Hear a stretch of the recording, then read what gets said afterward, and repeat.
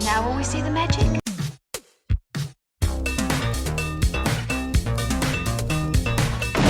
All right, where's Murray? Okay, who is it? This is Jesus, Kent. Know then that it is the year 10,191. Yes, we are bored. We're all bored now. Hi, good night. Good night. Hello, and welcome to Mary vs. the Movies with your host, Mary Jones. Io sono Dennis Ling. Oh, God. Ciao. Basta! Basta! See. You don't even know what basta means, do you? No, I don't know what that means. Yeah, it means. means knock it off. Porco Dio. Wow. Yeah, Dennis is speaking Italian. And we're watching a movie called Mona Lisa. Mona Lisa. Yeah, I don't think it's actually set in Italy, though. Mamma Mia. No, that's a different movie entirely. Mario Kart. Oh, God. Dennis, in case you didn't pick up on, is taking the Duolingo Italian course. Si. Yeah. And he has dived headfirst into it and is doing great. Yeah. Oh, not see this time? Yes, so. Yes, oh, Jesus. So yes, the movie we're watching this week is Mona Lisa, which I don't know pretty much anything about other than a couple of things. One, it stars Bob Hoskins. Two, this was Handmade Films. Right. Right. That's the production company that I guess George Harrison started and put out stuff like Long Good Friday. The Long Good Friday, The Life of Brian, Time Bandits. Right. Yeah. So some really great movies. Oh, With Neil and I was one of theirs. Yeah. They had a really good run in the late 70s, into the late 80s of films, and this is one of them.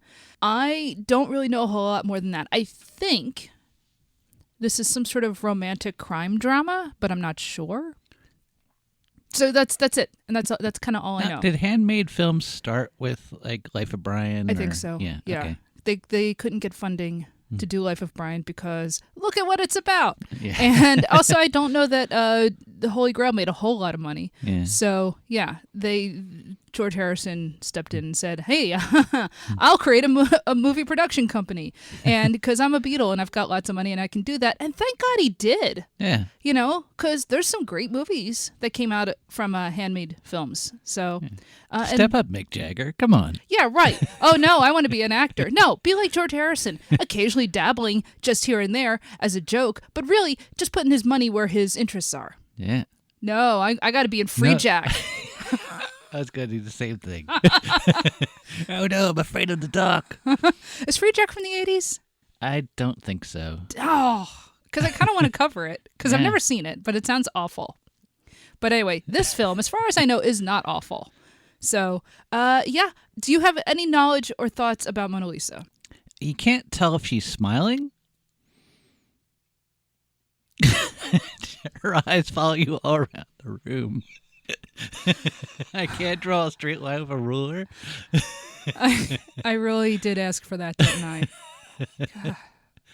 Well, you know what? Now I'm suddenly glad that we're going to Italy and not France. Yeah. Because you won't get to see the Mona Lisa. No. Oh, no. See some other Da Vinci stuff. Yeah. Wonder what they have. In Italy? Yeah. A lot. Did they have like the flying machine drawings and stuff? Those things are awesome. I don't know where they're archived, honey. I'm sure we can find them in a book, though. All right. So, as far as the film we're about to watch, do you have any? Yeah, do you have any thoughts whatsoever? Well, it's got to be called Mona Lisa for some reason. Yeah, I'll bet it's like the woman's name or something. It's not being stolen or anything. No, I have a feeling I don't know that the name Mona Lisa refers to. I know. I feel like there's a woman in this, right? So I feel like I don't know why. What is in the back of my mind that makes me think this is some sort of like crime romance thing? But I have a feeling Mona Lisa refers to the woman. I think maybe she's a stripper and that's her stripper name. I don't know. Huh.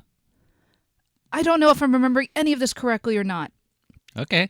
So, I I know nothing. I could be thinking I know of a less different than movie. You, I think. Yeah.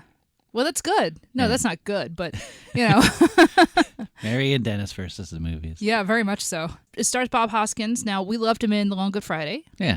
And I thought that was an incredible film. This is hopefully more of the same in the sense of it's just going to be a really great performance. Think he survives? Yes. This is not going to be like the end of The Long Good Friday.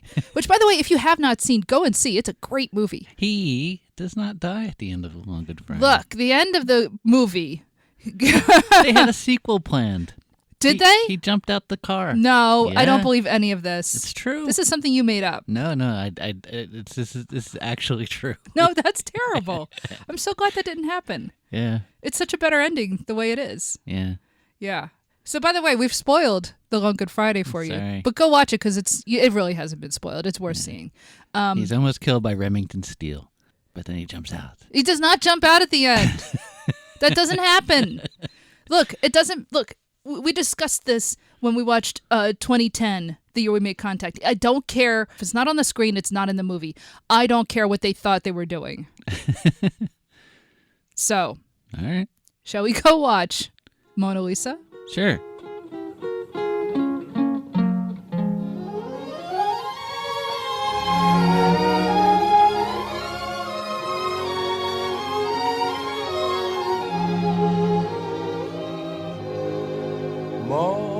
Mona Lisa, men have named you. You're so like the lady with the mystic. If this was made later, it would have ended with, "Oh baby, you got what I need." Damn. That's. Look, great song. Yeah, Feels like a facile take on this movie. I know. Yeah. No. We don't have to start with that. Sorry. No, I'm keeping that in. All right. Yeah, no, you've made your bed. So I was right about a little bit. Yeah. She wasn't a stripper. No. She's like a high price escort. Right. Yeah. Hoskins was up for Best Actor. Won that in all the other categories, like the BAFTAs and Cannes and all that stuff. Did not win it for the Oscars. Now, who won was Paul Newman. Now, look, I love Paul Newman. Yeah. He is one of my favorite actors. He is gorgeous. Mm-hmm. Even as an old man, he's gorgeous. Yeah. And look, The Color of Money is... Have you seen it? No, it's on our list. It's one of the few Scorsese films I've never seen. So you don't know. I already know. Look, I'm sorry. And look, I love The Hustler. Yeah. So, I know he's playing the same dude. But I can't imagine that movie is better than this. But and I can't imagine his performance is better than Bob Hoskins in this. But the Oscars is always like 2 movies behind. Two 2 or 3 movies. They are at least 2 movies Yeah. behind with Hoskins here, man. Because you'd already had The Long Good Friday, Yeah. and he's amazing in that, and he's amazing in this. And what I find interesting is, if you haven't watched the films, you might think, well, they're kind of the same thing. He's playing gangsters, Cockney gangsters. Yeah. But it's like they're very different characters. Oh, yeah. Extremely different, and they feel different. The way he embodies George here is very different from his character in Long Good Friday. I was thinking about how to unpack everything that happens in this. Not that the plot is that difficult to explain, but just emotionally unpacking everything. It's weird. It's kind of like a Bogart noir. This falls into neo-noir. It's definitely in the daylight, and like the fog is in his head Yeah. rather than outside. Yeah. Like he's more confused than anything the entire time. Oh, absolutely. His character isn't dumb. He's certainly savvy enough to know when they're in trouble. Yeah. But there's something so, like, I don't know if naive is the right word for it, but there's something naive about him. And he is often confused and a little slow on things. Yeah, he's like a combination of Bogart and Travis Bickle. Yeah, exactly. That's basically, That's pretty much what he is. Actually, it's really interesting to draw comparisons between this and Taxi Driver, which is a Scorsese film I've seen many times. Yeah. It has a very different feel, right? Not just because this is not written by Paul Schrader, Right. but so there isn't something although- vaguely psychotic about it. So we're going to be seeing Hardcore soon. We're going to see it at some point. Yeah, that's going to be rough. Because I saw that this was also compared to that. Yeah. So I guess there's themes that Schrader is going for that Oh, you think? Yeah. Schrader's definitely got themes. Yeah.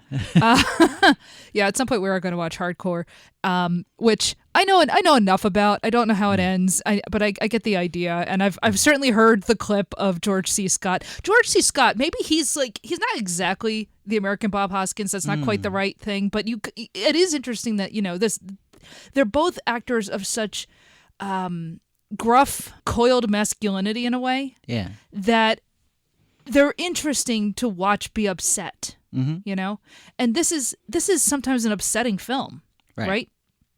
And so like it's funny to go like have those guys be the characters in those types of films, because I know Hardcore is George C. Scott's daughter is doing pornography, right? And he's got to like try to figure out a way to get her back or whatever. Yeah.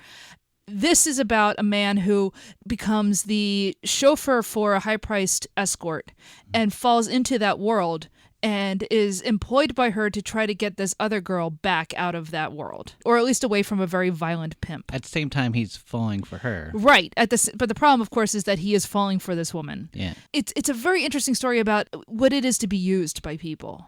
And what is a transactional relationship, even when you don't realize you're in one. So first off, he's just getting out of jail after 7 years. Yeah.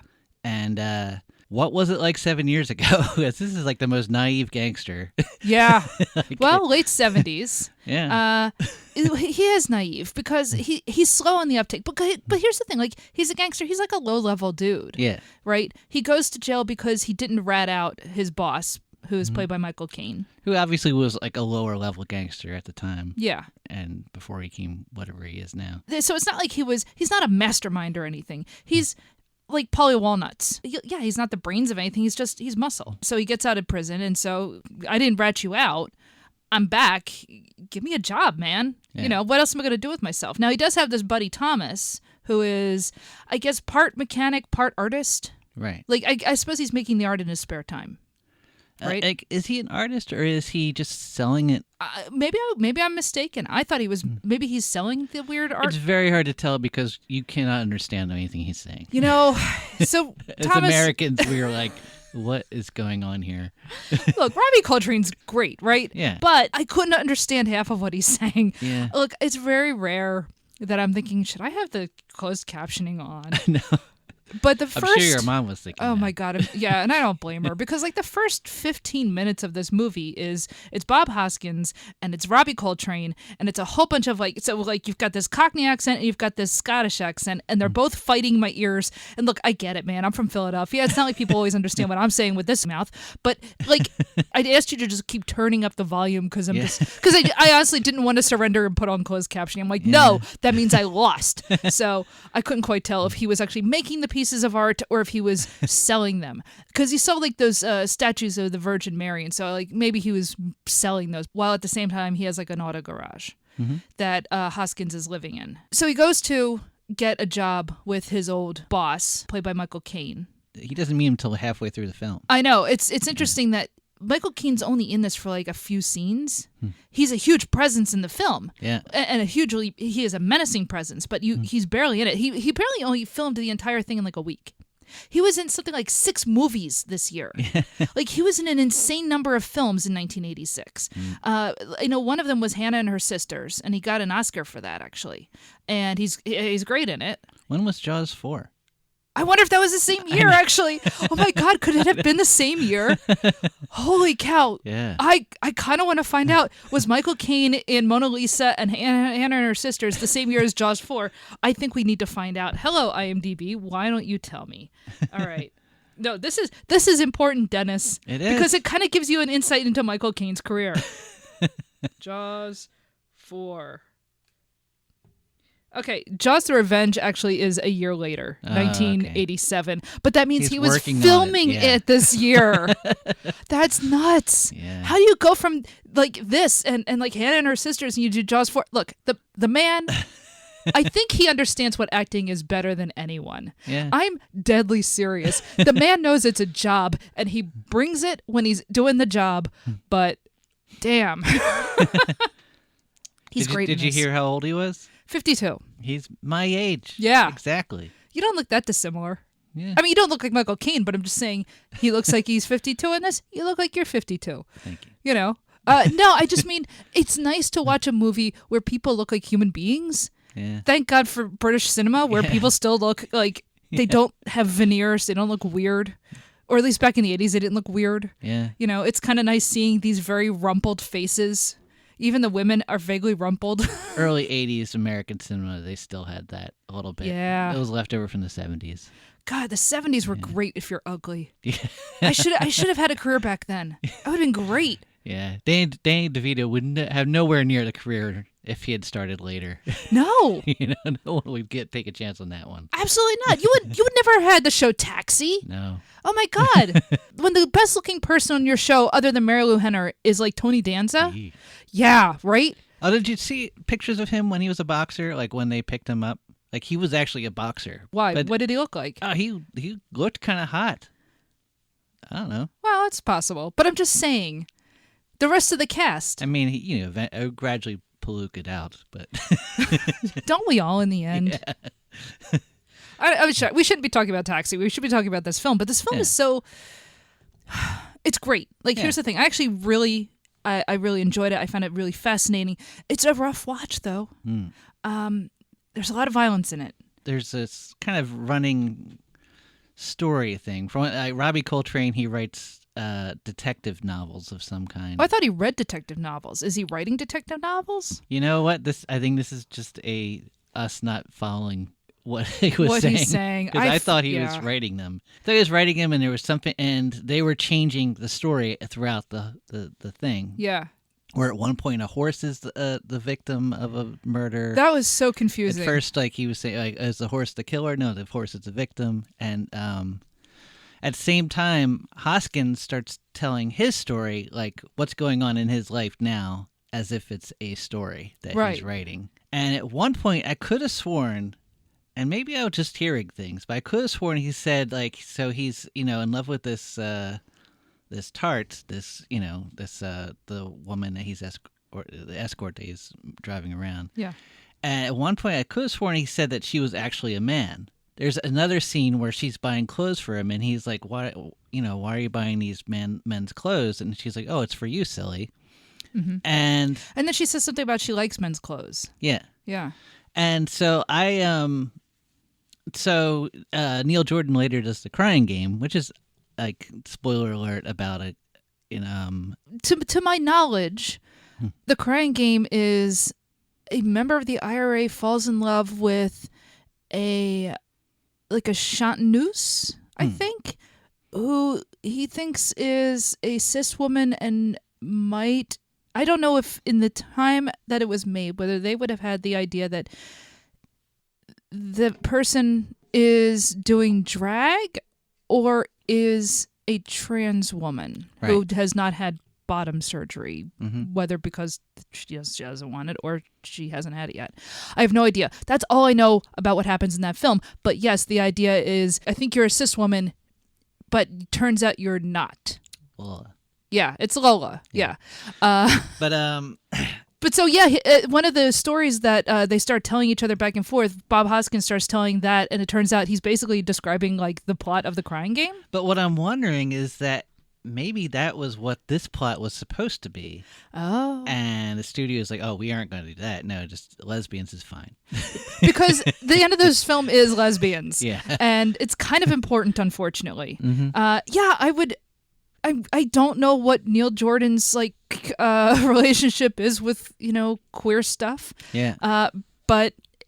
now I know of at least 2 movies that have that kind of as the twist. Yeah. So I have no idea, like, what his relationship is to that to that whole thing, because I don't think, like, again, this is a very complicated film, because what ends up happening is he's driving this woman Simone around as she.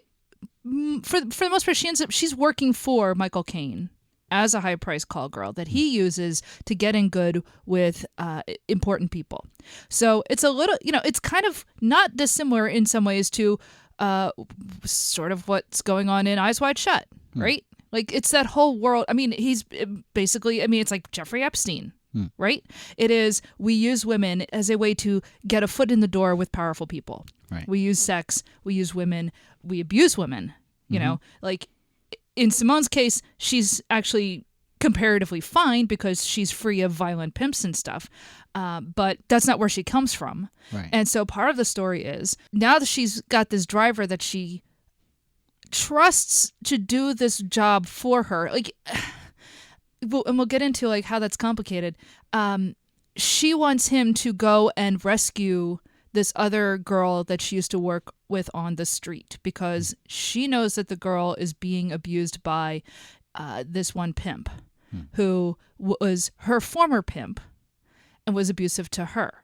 So because she knows who this girl is being used by, and also that guy is, I guess, like another underling of Michael Caine, she wants to get this girl out of that situation, and she's going to use Bob Hoskins as sort of her enforcer.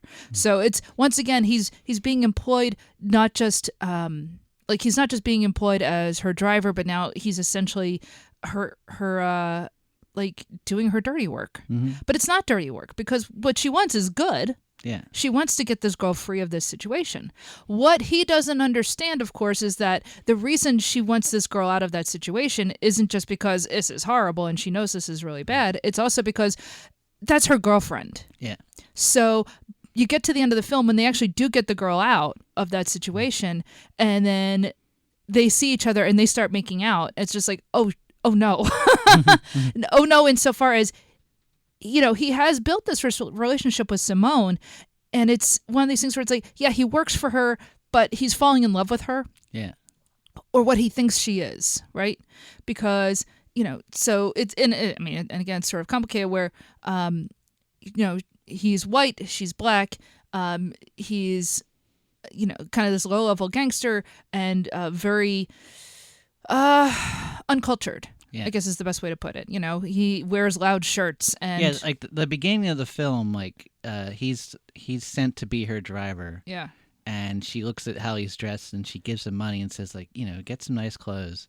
And the next day he shows up in this ridiculous loud outfit with a gold chain and Yeah, exactly. He has no sense of how to dress around rich people. And so she's just like, okay, look, if you're going to basically be my chauffeur, I need you to look like the people that we're going to be around, because otherwise I get kicked out of the hotels. it's kind of like Charlie Chaplin's Tramp character in a way. Oh, interesting. And I just feel like that, you know, a lot of film comes out of vaudeville, and that's just a common thing of, like, you know, the commoner making fun of the high cultured, you know. They think he looks ridiculous. And I mean, to be fair, it's a pretty loud shirt that he's wearing. But your sympathies are entirely with him. They're definitely not with all the powerful people that are her clients. And they're certainly not with Michael Caine. And yeah, he does look a bit ridiculous when he buys that outfit, but, you know, he is who your sympathy is with, much like the tramp. Right. But it's also like Julia Roberts in Pretty Woman. Oh, this is interesting as like an inversion of Pretty Women in a lot of different ways. You know, the 80s seem to be like, I guess like the 70s through like the end of the 80s seem to be like, I don't want to say the golden age of sex worker cinema, but it kind of is, isn't it? Yeah. I mean, and it's interesting because it's never, I don't know, of the films that we've watched, both here for the show and like I've just seen, you don't get the sense of like, they're never the happy hooker, right? Except for Julia Roberts, maybe. But everybody else is, no, this is actually a really dangerous life, and this is like, here's all the problems with it. But at the same time, you know, like, think about when we saw the movie Angel. Angel was great. Yeah. And what I liked about that film is it never judged the girls who were doing that for a living. There was always a reason they were doing it, but also some people just wanted to do that. I just thought, you know, for what's supposed to be a very trashy film, I think it had kind of a sympathetic view of people who engage in sex work. This film is also really sympathetic, I think, to the women who are doing it. Yeah. Although this is maybe a bit more, this is, you know, it's dangerous and it's scary. And the thing is, like, it is dangerous. It is scary. And these girls do end up on drugs, which is really sad. And I think part of the problem is simply, you know, I mean, personally, I'm like, you know, legalize things, bring it all above board, and then, like, you know, help, you know, if people don't want to do that for a living. They shouldn't have to do that, etc. But like, I don't think you can eradicate sex work from the society because it's always been around. And frankly, people are always going to pay for sex, right? It's a question of, do you keep things in the shadows where it's run by gangsters and women get beaten up and hooked on drugs and otherwise often die young? I mean, it's no. The system we have is a bad system, right? No, I'm just kind of thinking on my own about like her calling him a good man. And because he is kind of the white knight that rescues her from this cage in the end. Do you mean the literal cage that they're in, like the elevator? When they're being chased by Clarke Peters with the razor? Yeah. That was terrifying. It was. Yeah. And you definitely, when they go then back up to her partner, I'm just like, oh man, he's going to, like, I'm waiting for the jump scare. Because he was already a bit of a jump scare, There's a couple of times where he's a bit of a jump scare in this, where all of a sudden he just like comes out of the shadows, or out of the background, I should say. You don't realize he's in the background, then all of a sudden, oh man, there he is, and but yeah, what do you think about the whole white knight thing? It's kind of like a movie good man, like Indiana Jones. Here's this guy, he kills people that are bad, and he helps people that are good, and that's all there is to life, right? Like, is it? Like if someone's being bad, you shoot them in the face. Like it's such an American thing. But to be fair, Neil Jordan is Irish. He's not American. Yeah, but Hollywood is, yeah. I'm talking about Hollywood, yeah. and just the Hollywood rules and films, yeah. Like just how violence is, and she sees him as a good man when he beats up the one pimp, and she's like, oh, how'd you do that? And she's like, oh, I can use this guy. But that you just said, I can use this guy. And I think if he's a good man or not a good man, he's being used by everyone in this film. Oh, yeah, definitely. I mean, it is capitalism after all. Well, it sure is. Because this is a film about being used, right? And it's not just that people use her body and she gets money in return. She uses his time and gives him money in return. The problem is, of course, that he develops feelings for her. I don't know if it's ever clear what she feels for him at all. I don't think she ever feels anything romantic towards him because I don't think they even necessarily leave up in the air whether... I don't think she's bisexual. I think she's doing the sex work as a job. Yeah. And she's not interested in men. She never, I think, would have developed romantic feelings towards him at all. I'm not sure if she develops any friendship with him in her own mind. I really wonder about that. Is she entirely using him? Does she feel anything for him in the end? Well, I think his description of her is just trapped in a cage the entire time. How can you have any feelings when you're in that situation? She is more trapped, I think, than a lot of people. But at the same time, who isn't trapped in some sense, right? He spends a lot of the film, he knows exactly what she does, right? But he never actually sees it in action, right? And so much of the film is about sex without seeing sex until you get to the middle of the film when he goes looking for the other girl, Cathy, called May, right? Is it May or Mary? Again, the accents. Yeah. It doesn't matter. Anyway, everybody has like two names in this film. Well, it's all about kind of facade and fake and yeah. Well, exactly. It's all about things being fake. Every relationship in this is fake. The spaghetti's fake. The spaghetti is fake. The sex is... it's not fake in terms of like it physically happens, but it's emotionally fake because it's being paid for. Yeah. And when I say it's fake because it's being paid for, it's like these men are indulging in fantasies when they're having the sex with these women because they get into like how like there's an S&M component to a lot of what's going on. So it's not just that they're getting like a blowjob or something. But it's also these men, we see are sometimes paying for the ability to, rough these women up, supply them with drugs. And so there's an element of, abuse, right? And so that's role playing in a way. And that's like being able to live out a fantasy, right? But it's also about, things that aren't quite real. And so he has this idea that I don't even know if he's entirely conscious. I don't know. I find it interesting that the film never has him kind of saying I want to take you away from this, right? He doesn't, there's never this moment where he has this fantasy of, we could go somewhere else and not live this life. Yeah. I don't think he even gets that far in his head. one thing that strikes me is he's kind of the only character in this who doesn't have like a conscious duplicity. Because there's something a little naive about him.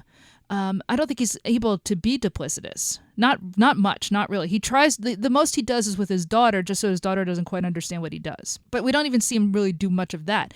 You know, his daughter at one point says, "Can you do a trick?" Right? You know, there's this whole thing where he's been estranged from his daughter because, you know, again, he's been in prison for 7 years, and the mother does not want them to have anything to do with each other. So there is a little bit of duplicity in that. She will go and see her father without her mother knowing. But, you know, there's this weird little scene where, you know, she's sitting in the car with him and she says, "Can you do a trick?" Well, all dads can do tricks. All dads can do, it's like having dad jokes, you know, it's like doing little magic tricks. And he has no idea what a trick is. Like, he's like, I have no idea what a trick would be. Got your nose? Yeah, exactly. He can't even come up with, "I got your nose." Exactly. And of course, like, there's also like the couple, you know, the double meaning of a trick also means like, you know, turning tricks and stuff. But it is interesting that like he can't even come up with something like that.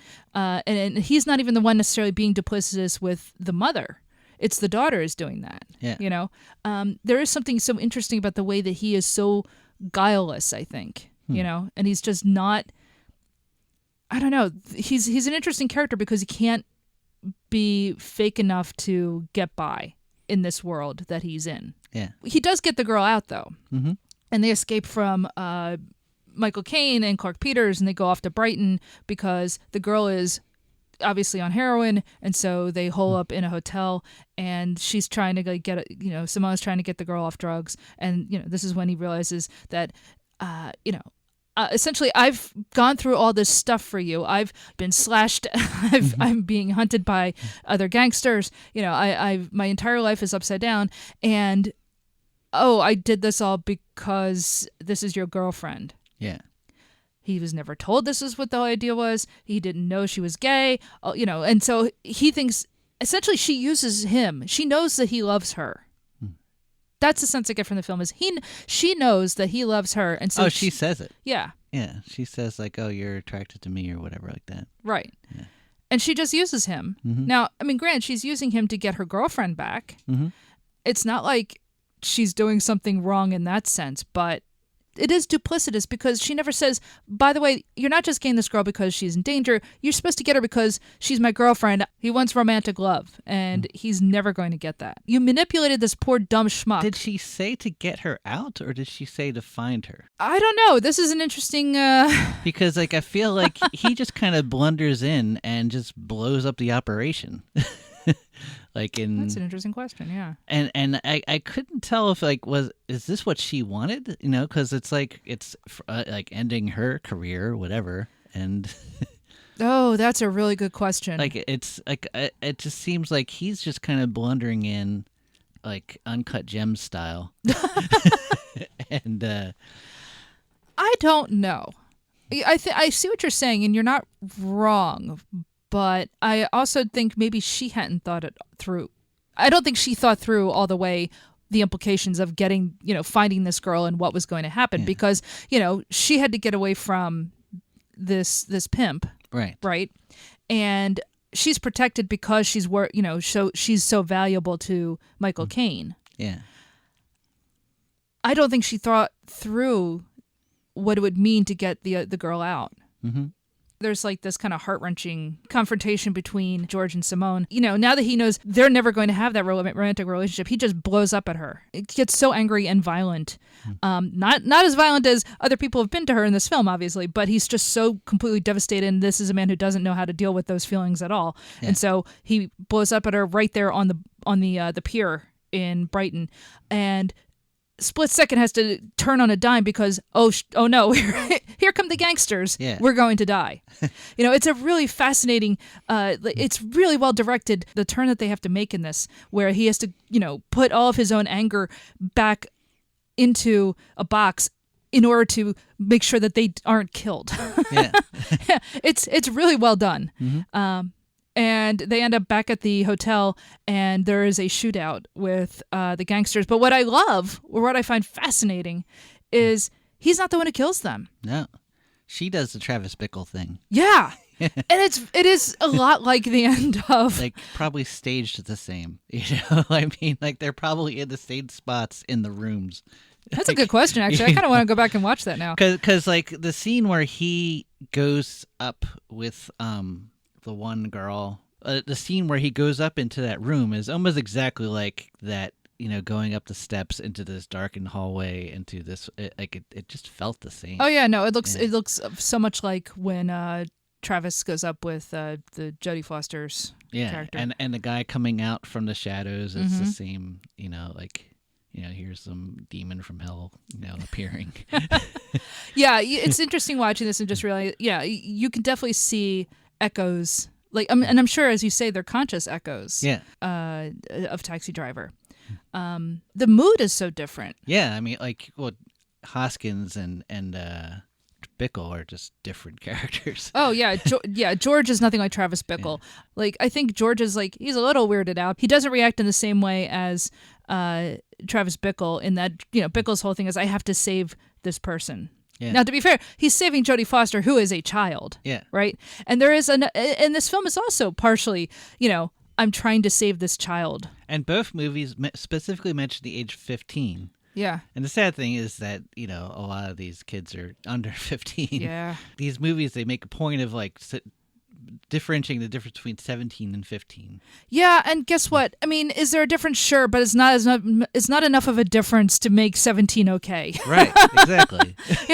Knowing some 17-year-olds, knowing young people that age, I'm just like, no, that's still too young. Yeah. That's still a child. Yeah. Yeah, that's creeps me out. Yeah, I mean, but the end of the film is, he leaves her. Yes, there's a shootout, and Simone survives, and the girl survives, and also George, obviously, he doesn't just survive, he walks away from the whole thing. Yeah. So we don't know what happens to them in the end, other than the gangsters are dead, and I don't know, would the cops go after them for that? Who knows?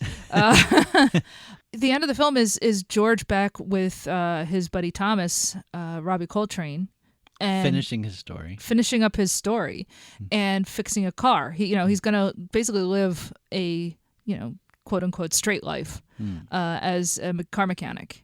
It's a surprisingly nice ending for him. Yeah. He's free of being a gangster. He's just gonna fix cars and be able to see his daughter when she's free. Even though that has a very happy ending, I suppose it just feels very sad. Yeah. So one thing we didn't talk about, that Genesis song. Yes. Boy, that was a weird, 3 minutes? Well, so the weird thing about that is that Phil Collins looks like Bob Hoskins. I know. They're the same. Yeah. And then Phil Collins was acting in Miami Vice around the same time, basically looking like Bob. To the point where I would see Bob Hoskins, ads for Bob Hoskins movies. And I'm like, is that Phil Collins? Wait, really? Yeah. Because Phil Collins was everywhere at the time. He was huge. Yeah, it is funny that in the middle of this, you have what's essentially a music video for In Too Deep. But, I mean, it's not a music video you could ever show on MTV because it's full of women who are barely clothed in strip clubs, right? Yeah. Or not clothed. Or not clothed at all. And, but I mean, it feels almost like a music video. And this is when he's going through the sex shops in Soho looking for the girl. And I think Phil Collins wrote it for this movie. He did, yeah. And then said please pay Genesis for this. I don't know. Maybe they had an in-band fight. I'm not, look, do I enjoy the music of Phil Collins? Not really. That's not my thing. I know a lot of people love it. It's if you do, people like what they like. It's not for me. I just keep thinking about this good man and what it means in movies. Is it better to be a good man and not get what you want, or to be the villain, get what you want, and then get shot? It's better to be the villain and not get shot. So what you're saying is you don't want to be Michael Caine in this movie? No.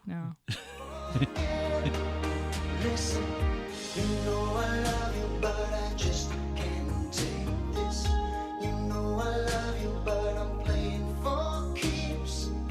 Although I need you, I'm not. So that was Mona Lisa, starring Bob Hoskins, Cathy Tyson, Michael Caine, Robbie Coltrane, Clarke Peters, Kathy Hardy, and believe it or not, Kenny Baker and Jack Purvis have. Oh yeah, we didn't talk about that. Yeah, we didn't even bring that up, but you see them at the Brighton pier. It's like a 5-second thing. Written by Neil Jordan and David Leland and directed by Neil Jordan. Oh, I will bring up one thing. Yeah? Rabbit. The White Rabbit? There's a white rabbit. There is a White Rabbit. I had to laugh when I saw the White Rabbit and I went, it's Roger! I was really worried when Michael Caine was holding that white rabbit at the end. I was like, oh no, I did not want to. Please don't go where I think you're going to go. What, and kill the rabbit? Yeah. No, kill the rabbit. They did not kill the rabbit, all right? I know. I really thought that was going to happen, but nope. The rabbit's like sipping his blood at the end. Wait, so like Bunnicula? Yeah. Now, you'd been to Brighton Pier? Yeah, I mean, this is kind of what I remember Brighton looking like. Brighton, but for those who have never been to the UK, think of it as like the British version of going to the Jersey Shore, I guess. It's a seaside town, resort town, sort of like Cape May meets Wildwood. Is it anything like Asbury Park? It's not as depressing as Asbury Park. Oh, okay. I like Asbury Park, but, it's pretty run down. Oh, yeah. Yeah. Because I haven't been there for like 20 years. Okay, so I don't know what Brighton's like nowadays. But there's lots of drinking, but like lots of old buildings. Yeah, it looked kind of old-fashioned compared to AC. All right, you can follow us on social media. We are Mary vs. Movies on all of the major platforms except for Tumblr, where we are Mary versus the Movies. I don't know why.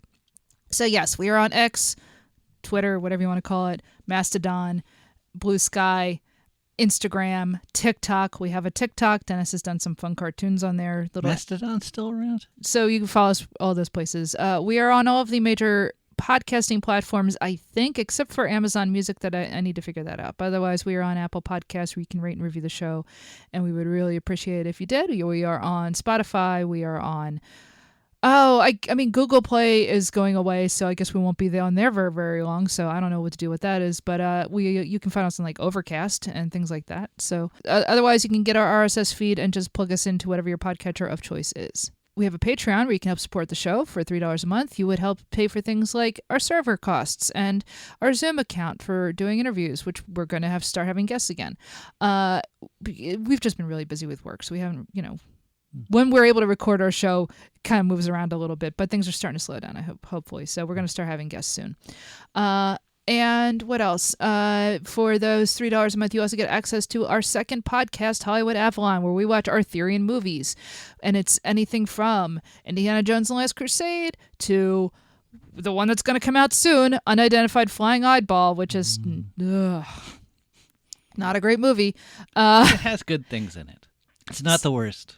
No, and you know Not the what? worst we've seen. If you sign up to the Patreon, you'll get to find out what we really think of it and why Dennis says that. You also would get access to our newsletter. Actually, you can get access to our newsletter just by writing to us and saying, hey, put me on your mailing list. Or stopping us in the street. Or no, don't stop me in the street. I'm very nervous in person.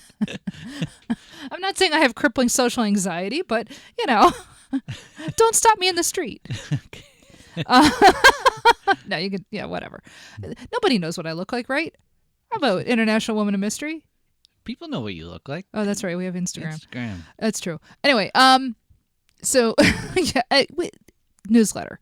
Newsletter is free. You don't have to sign up to the Patreon for that. We try to put it out every week when we have an episode. Last couple weeks, things have kind of snowballed with work and everything. We've been too busy, and we ended up not putting out as many newsletters. Although we still end up covering everything in our newsletters. It's just like it took 2 weeks, and you had to throw 2 episodes into it at once. But the thing is, we have done this newsletter. We have we've done like 50 of them. So Wow. we're doing I didn't even know. Yeah, we've been doing a lot of writing with this thing. So you can sign up for our newsletter. You can write to us at maryvsmovies@gmail.com. You can also write to us with any comments, questions, complaints, or suggestions. We would love to hear from you, and sometimes I even check the email. Sorry for the times that I haven't. I do apologize. But yeah, I think that sums everything up, doesn't it? Yeah. There we go. So next episode, we're going back to David Lynch, and we are watching Wild at Heart. I think I saw that in the theater. Well, I haven't seen it at all. Yeah. So, all right. Until next time. Contacts, George. You can't find plastic spaghetti just anywhere. You got what I need, but you say he's just a friend, and you say he's just a